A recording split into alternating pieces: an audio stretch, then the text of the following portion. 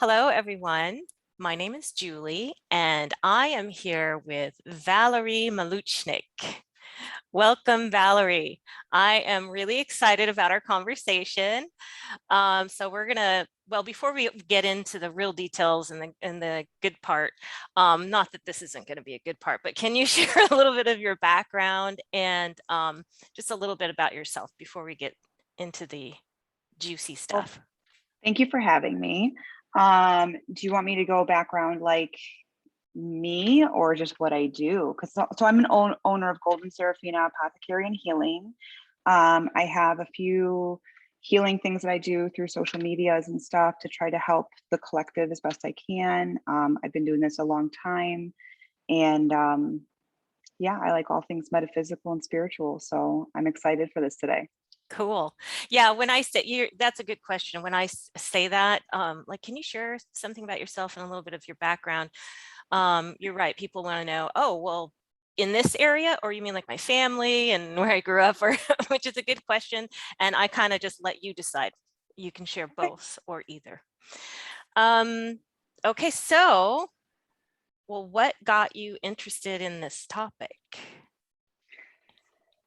Well, it's kind of, I think a lot of people's awakening is kind of like messy. But how it all started, like I've always had experiences, but I've always written them off as something else and never kind of went down that rabbit hole of like opening up to spirituality. Um, so what got me into it was actually Zach Baggins has a haunted museum in Las Vegas. And me knowing that I was already energetically sensitive, I thought I was going to have some issues in there. He collects very haunted items and puts them all into one house. Um, and I ended up having a really, really negative experience there, Mm, to where I had to um, go down a rabbit hole of finding somebody to help me figure out what was going on with me energetically, because it wasn't feeling very positive. And so it just kind of opened me up to learning how to manage my own energy, help others with their energy, and just do all kinds of healing and stuff like that. Well, you said you always had things, Mhm. meaning since childhood? Yeah, for sure. Oh, Um, just one of those kids that was always really shy, had a hard time in big groups. There's a lot of energy there. And so a lot of the kids that are super sensitive, you'll see kind of shut down and be extra quiet. So I had a lot of that. And then just unexplainable things where like, I'd have dreams and then they would come true. mm, Or I remember like going house shopping with my parents. We were looking at different houses to move into, and my dad is also very energetically sensitive, and we both had an experience in this one house that we still talk about like 30 years later. Just felt very icky and squishy, and so yeah. I haven't heard that squishy. I haven't heard that before. It's so to me, squishy feels like you're being pressed down, like you're being squished Ooh, down by very okay. heavy energy. I work a lot with kids too. So for me, a lot of my terms are going to be like kids' terms. So Oh, okay. No, see, I really don't, I know very little about you. So this is exciting for me. I'm learning as we go. But this is interesting that you have been feeling this since childhood. So, but you didn't have anyone in your family or close to you that could guide you or direct you or give you any mm-mm. idea what you were experiencing. No. So I know now that my dad is very energetically sensitive, but he is an old school German man and didn't talk about his feelings Right. or really connect with us at all. Growing up, he was, the provider for the family and stuff. So not until I was older and went through my awakening did he say, "Oh, I had those experiences too." So I've made it a priority to make sure that my kids who are also energetically sensitive, and I think most kids are, um, I've made it a priority to make sure that they're safe. This is a safe and comfortable space for them to let out what they need to let out and talk about what they're experiencing. So by the time you went to the haunted house, you were a young adult? Yeah, I was 30. So it was Okay. about 6 years ago that it was 6 years ago that I was like slapped in the face with having to be forced to be woken up and learn about it. But I've had experiences for a very, very, very long time. I just was ignoring them. Okay. Okay. So the Mhm. haunted house happens and then you get some help. So Yes. how did you do that?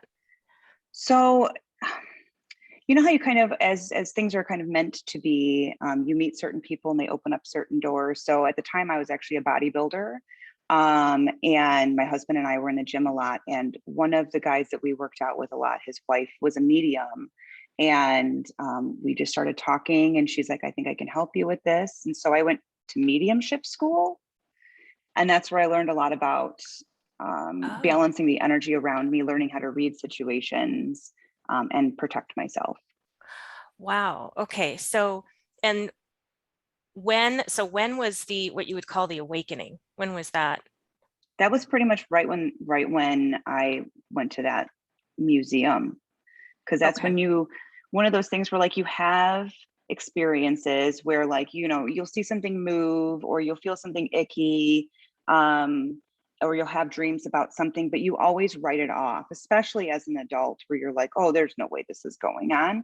So once I went there and experienced what I experienced, like I had something like speak through me in there, and I was with my husband at the time, and it wasn't like my voice, and there's no way I would have known the answer to the question. So that's like we Mm, both had the experience. So I had his support. And then through the rest of the tour, just weird things were happening to me. And it ended up like affecting my life for a few months afterwards, to where I really had to me, like I don't look at it as a negative experience. I look at it as spirit or the universe was forcing me to stop ignoring the mhm. things that I'm supposed to do when I'm here. And so it just kind of spiraled into me meeting certain people and going down certain paths to help open me up to that stuff. So would you mind defining awakening also for the listeners? So my definition of awakening would be allowing yourself to be open to finding your path, whether Okay. that be healing, mediumship, psychic work, crystals. It just, awakening is kind of being just bombarded with, opening up to more than just this 3D world. Okay. So um, maybe you could share some of your experiences, maybe some of your more profound or surprising experiences over the last years. I know that you have your own channel and you share. Um, Mhm. so yeah, maybe tell us a little bit about what you do, you know, with people or with your meditations Yeah, and how you sure. do it. So I just kind of was open to allowing whatever was meant to be will happen, will unfold for my highest and greatest good. So I had gone through mediumship school, and through that, I was a medium for ghost tours in a Oh, cemetery. So, and I was hired on to communicate with the spirits in the cemeteries, but the lessons that I learned was that even though I was at the time scared of spirit because I had had so many weird experiences mhm. as a child, and then obviously what happened when I was in Vegas. But then I learned that I really had more to fear from the living, that they had more ill intentions towards me, or anybody else, than spirit does. So that was a huge moment for me in my development. I no longer walked in fear of what could happen to me spiritually. It was more about protecting myself from ill intentions from the living. Um, so that was a big one for me. And Um, you had no prior religious experience growing up? no, I'm baptized Greek Orthodox, so we Okay. celebrate Greek holidays, but Okay. we didn't go to church. My father was atheist, so um, this was a big step for me. I always knew that there was something more, but didn't think of it in a Hmm. religious, that didn't resonate with me. Right. Um, so yeah, I just kind of allow things to happen the way they're meant to happen. And I do believe in God and the universe. So Yeah, I'm curious to hear some things that you've learned now that you've been communicating with those in the afterlife for a long time. I'm super curious to hear, I don't know, anything really you could tell us about the afterlife and what they experience. For sure. So, um, it's interesting because us as like, so my experience in mediumship is that us living people want to know about like the living experiences of the deceased, if that makes sense. So when I'm doing Sure. a reading for somebody, or when I was doing a reading for people, they would want to know what their favorite color was, or what their name was, or their birthdays. But it's interesting because spirit really wants to communicate lessons and information and emotions, because we're here for more than just like the day we got married. We're here to learn so many bigger lessons than that. um so yeah, that was a big one for me. Was there another part of that question? Oh gosh. Yeah, just kind of curious of what you've learned about the other side, if you've learned any secrets of the universe, yeah, I mean, it sounds like one of the main things, like you're saying, is their interest. So would you say their involvement with us is more for, like you said, to give us to connect with us so we can have more experiences or deeper, more meaningful experiences while we're here? If we're open to it, but also just to guide us through life. I know for myself, I've had a miscarriage, and I have that spirit of that baby with me, kind of walking me through life and helping guide me as a parent. I see that baby within my son who was born after her. Um, so it's just interesting that it's not like, I don't want to put spirit into a box and Hmm. say this is what they do, because it's really your own personal openness to see what they're capable of. So they could give you profound experiences.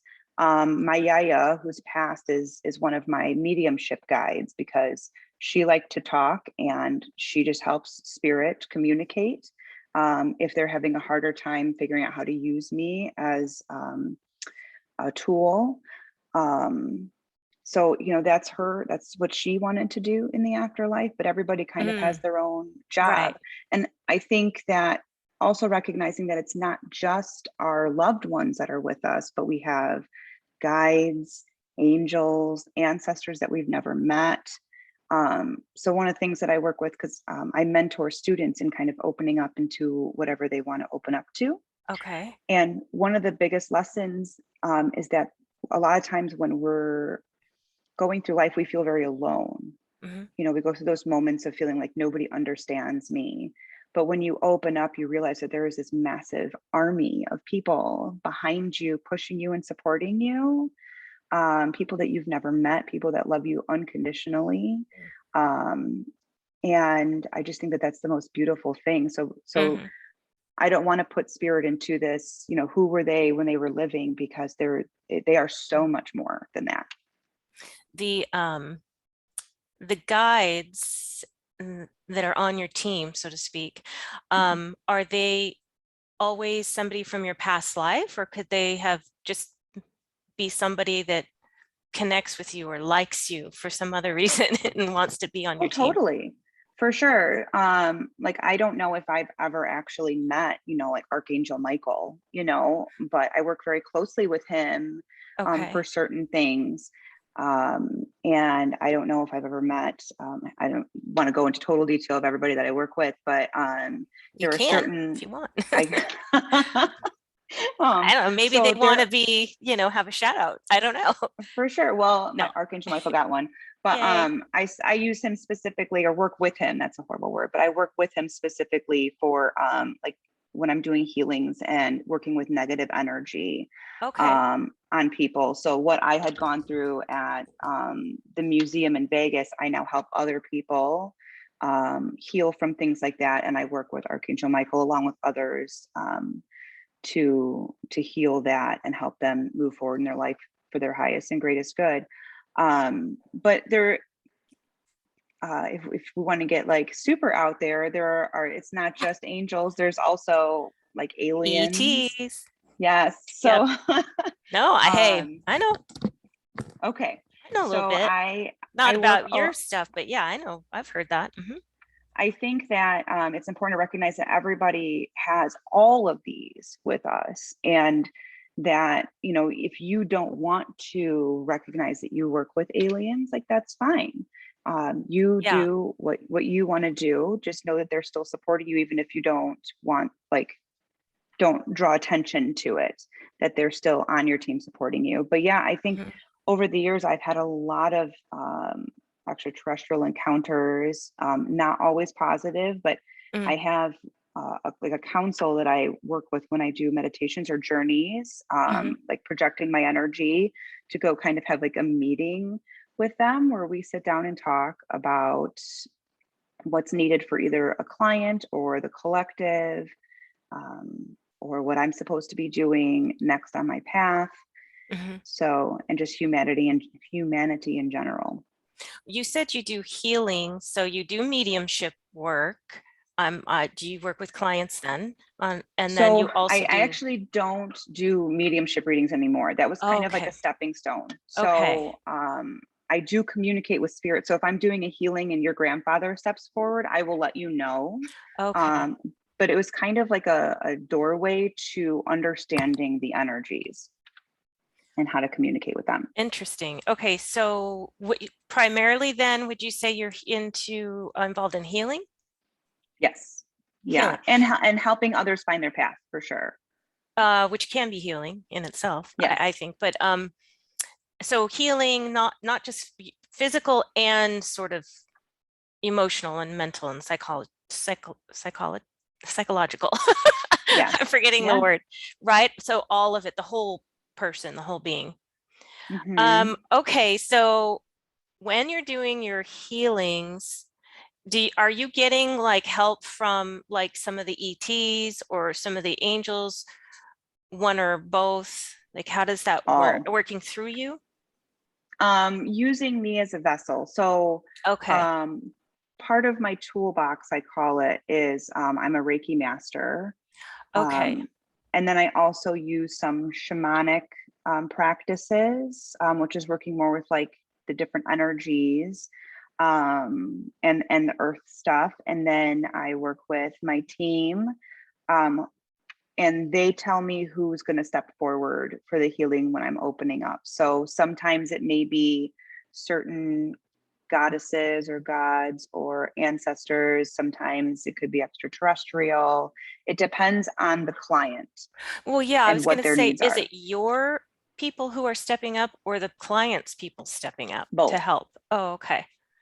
It's a Um, lot of energy to have to navigate for a yeah, session. when you said healing, you said the energies, you said something and I had a question. If you could expand on it. Um, I can't remember what it was, but when you're talking about working with energies, what do you mean working with various energies? So different spirits, Oh, and okay. allowing, so because I don't want to say like I am the person healing you. It's not me. I'm just a vessel for different energies stepping forward to help heal you. So healing your chakras, I healing see. if you Okay. have negative energy build up, if there's cords to past experiences that are now meant to be let go, things like that. Okay. I wasn't sure what you meant, so I guess I haven't heard it used, or maybe I have, but I hear it more consciousnesses. I hear that more, or entities, but you're saying energies. These are energies. Because Okay. I guess for me, in my mind, everything is energy. Hmm. So whether it's the candle I'm sitting next to, the water in my water bottle, the bottle itself, everything has energy and Sure. vibration. Yes, So yes. it is just more energies in the room. And so you said you work with children or kids Mhm. more than adults, or you're open to working with anyone? I work with anyone, but there are not, in my experience, there's not a lot of people that are open to working with kids or that are like have that as part of their path. I Hmm. was always a teacher, so I was an early childhood teacher for 14 years. I've always worked with kids. I always wanted to have a lot of kids, and I think that it was just part of my path to Mm, be open to giving them a safe space to be who they are, say what they want to say. mm. It's okay to share certain information, and it's just a beautiful. I work a lot with kids with special needs, um, that they seem to be very energetically sensitive. And Interesting. yeah. So yeah, I had a question, but I think I'm going to wait until we are off air. But Are you sure? yeah, because it's a personal thing about my life. Oh, sure. Okay. Yeah, yeah, yeah, for sure. I For just sure. thought of something. So do you think, you said you went to mediumship school. I was wondering how long that took, and if you think, can anyone train to be this, or do you have to have, some giftings within you? That's a really common question. So mediumship school was about a year and it was super Wow. intense. Wow. Um, and it's a constant thing where you can't just like stop connecting with spirit and get distracted with life. Like you have to constantly be working to keep that open. Okay. Because it takes a long time to figure out how to navigate the energy. Um, I think that anybody can do it. I think there are people who have it easier for as far as mediumship or psychic work goes. There is a difference. Psychic is connecting with people that are living, and the energy and reading, like me reading Okay. you, is Oh, connecting psychically. okay. And you don't feel that you Me, do that? oh, I think everybody has that ability. Oh, okay. For sure. Just like somebody who is not open to spirit can walk into a room and know if there's been an argument there previous, Mm. or if it just feels weird, or if there's a lot of anxiety there. I think that every human has psychic ability. Is that being sensitive to energy in general though? Or Hmm. do you think there are people that aren't sensitive to energy but that they could um, build that Yes. sensitivity? Oh, I okay. think that we turn it off through either a part of our life path to learn how to open up to Oh, it. I feel like there are people that just kind of turn it off due to, judgment or the way that they were raised. hmm I see that a lot with men, hmm because they're not supposed to cry, they're not supposed to feel, they're supposed right. to act a certain way. Um, but then when it comes to mediumship, I do think that we all have the ability to connect with spirit, but as far as mediumship readings go, to connect with a loved one, it takes a lot of training, and sometimes it's not part of your path. Mm, So one of my really dear friends, she gave me the best piece of advice in my life, which was, is this something that interests me, or is this truly part of my path? And so now, before mm. I embark on a new class or get a new book or take on a new art project, I ask myself, is this just interesting, or is this truly part of my path? Because I tend to like take on a lot.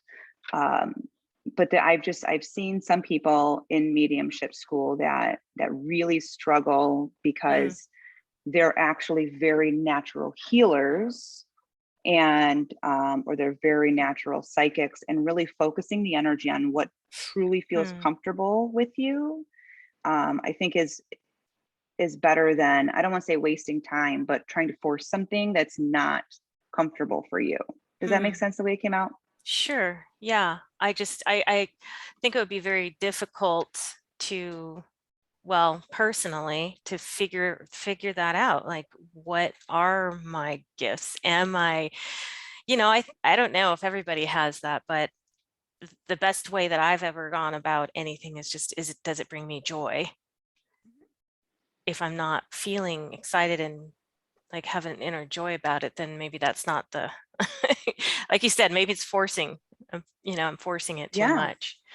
that that Um, is that is your energy telling you it's part of your path. It makes you happy. um that's one of the reasons why I stopped doing just mediumship readings, mm, because it's not that it wasn't bringing me joy, it was bringing me a lot of anxiety, because I felt like the messages that I was getting for people wasn't exactly what they wanted. They want that 3D aspect, and I'm um, just of a different connection vibration wise. It's not that I mm, can't get the information, but that's not the only thing I want to focus on. I really want to focus on your healing from their passing, your healing from their life.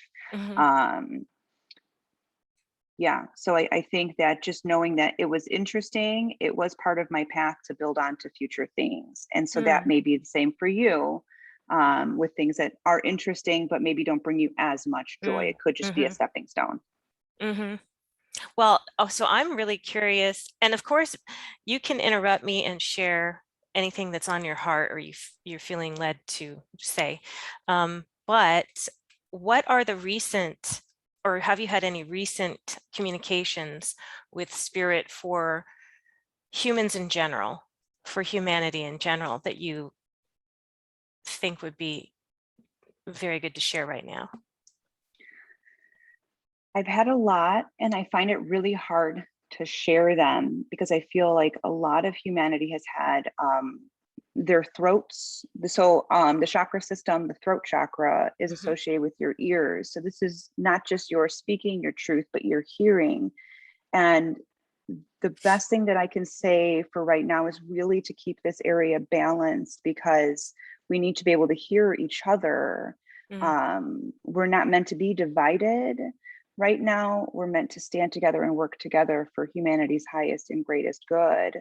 Um, so yeah, it's just keeping this mm. area. This area is so hard for people. How do we keep this balanced?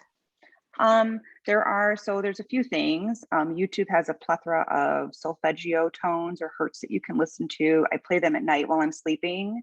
Okay. Um, Different crystals, oils. I use eucalyptus body wash. Eucalyptus is great for opening this area up and keeping it balanced. So just different things like that, Okay. or healings. Or healings, Yes. which you can help with. I can. Yeah. Um, so yeah, I'm going to get all that information from you. I want to put all this on the channel so people can Okay. connect with you. Well, that was my question. Well, what projects are you working on? Any projects currently? And of course, how people can connect with you. So a few things. I have a healing Facebook group where I do free monthly healings, usually with the full moon to try to release things Mm. before we go into the next cycle. And I also offer different psychic information, development, games. We just started a book club. Oh, So that cool. is Healing for the Soul with Golden Serafina on Facebook. It's a private group, so people aren't going to know if you're in it in case it's something you want to keep quiet. And you can also Okay. freely share without people seeing it in your regular daily lives. And then I also have Facebook, which is under Golden Serafina, Instagram, TikTok. I just started a Discord group with somebody, but that's brand new. So we're trying Oh. to figure that out. Mm-hmm. I don't know Discord. My daughter thinks it's hilarious. I don't either, but I know they're using it. Yeah, yeah. We're just looking for more ways to connect and get the word out for people. Hmm. Yeah. Well, we're kind of coming up on our time, but I don't want to leave anything out that you feel like you would want to share. Um, I mean, I would like to know all of your guides and all that, and how you go. And you said you meditate every day as well. As So I do what's called journeying, which is meditating with a purpose. mm, So I go somewhere with my team, energetically, like astral projection, um, with a purpose to either do healings for me, get information. Like today, it was stuff about a children's book that I thought about a few years oh, ago, and then all of a sudden, like now the time must be right because I just got a whole bunch of information. So I don't know how long that's going to take, but just that things like sounds that. like something that you would do. I um, think that so something that I'd love to get out is making sure you take time for yourself. If you're drawn to this channel or my channel or anything spiritual, you're probably very energetically sensitive, and it's imperative that you take care of yourself. We're so used to mhm, helping and healing other people that we don't stop to take the time for us. And if our cup is not full mm. and we don't put ourselves first, then we're not giving our best to others. Right. Very good advice. I had one other quick question, and then I'm going to let Mhm. you go. When you said you go out and you have the meeting, and you said sometimes it's through astral projection, I was just curious because that's one of my interests, personal interests. And is that do you go out and use your astral body? Do you go out like as an orb of light? Is it more like a remote viewing situation? I was just very So curious about it that. comes in, I'm open to it coming in whatever way it's meant to come in. So like, for example, today I felt like myself get up and out and Okay. go. I do try to do it from a grounded perspective, just so my physical body can remember more when I come back. A lot of times I don't remember as much if I Hmm. am not grounded. Um, but sometimes it can be an orb of light. Usually it's me though. Okay. Um, and how do you experience it? Me. Well, I have been out as a mist, like a cloud before. And one time it was just like, I felt like it was just consciousness. I didn't feel any sensations. And then mostly it's actually an astral body with all my working limbs. Hmm. Um, and then I had it, and then when you asked me that, see, I'm so bad. I can't keep. You'd think I'd be better at that. I had one other question about your projection. You said you go out. Well, you asked too if Um, it was like remote viewing, and I think that that has a lot to do with your third eye being open, oh, okay. um, and making sure you're aware of the cord that you're connected to your physical body with. And really, it takes a lot of practice, as you know, to really be able to work with your energy, allow it to go where it's supposed to go, but then also have that information siphoned back and forth. That's what it was. How do you stay ground? What do you do to remain grounded? Because you said it's hard to always bring those memories back, and that's one of my main issues. I Mhm. know that I've done so much more, and then I bring fragments and bits back, and it's like, how do I get all this back to download into my brain? So, a few things. Sometimes we download things that we're not meant to actually physically remember. So, you're always taking back what you're meant to take back. We get really hard on ourselves when we like don't get as much during a Hmm. meditation or a healing or a reading, but you get exactly what you're supposed to get at the time. And then when you're ready for the next step, then more will come in. One thing that I do is I try to balance my chakras before I go. So I'll use Reiki or tones to make sure that this is all fully balanced and working together. Okay. Because then I'm sending out balanced energy as well. But a lot of times I use like either grounding stones in my hand. So crystals, I will use grounding incense. So something that's a very Okay. woodsy scent, like a Hmm. sandalwood or something like that. And then I also shoot, like visualize tree roots coming down through my feet, Okay. down through the earth, and then they just wrap around the earth's core. And so I'm working with the earth energies as well as the above. Okay. And you do that right before exiting. Okay, Hmm. that's good information. Do you use music when you go? I don't. Okay. I started using like drumming Mm-hmm. tones. Drumming is very, very grounding. So if it's something that you want to, you want to bring back a lot of information, listening to drumming may help, Hmm. Okay. or Very drumming good. yourself. But I have a hard time going out when I'm drumming because I'm, like moving my body at the same time. So, but some people can. Yeah, I don't know. I haven't tried that. And another thing that I still am working on is when I'm out, uh, solidifying my experience, not just maintaining it, but raising the clarity and of the vision and the sensations. Do you have any recommendations for that? Do you ever Well, I go think out again, and you just feel a little loosey-goosey and you're just not all together, you're not 100% lucid and conscious? for sure, for sure. But I think that that also has to do with where am I at in my life right now? Am I totally together, or am I projecting when I'm kind of a mess and things are a mess around me? Because Mm, remember, we're all energetically connected. So astral projection right now may be a little bit more all over the place because the collective of Earth is a little bit all over the place. okay. Very interesting. This topic, all of this, you have a lot of information in you.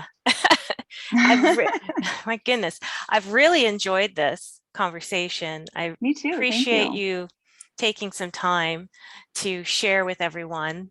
So I guess we're going to have to shut down, close out the session. So thank you everyone so much for listening. I hope you're having a wonderful day or a wonderful evening wherever you are, and we'll see you next time. Bye-bye. Thank you.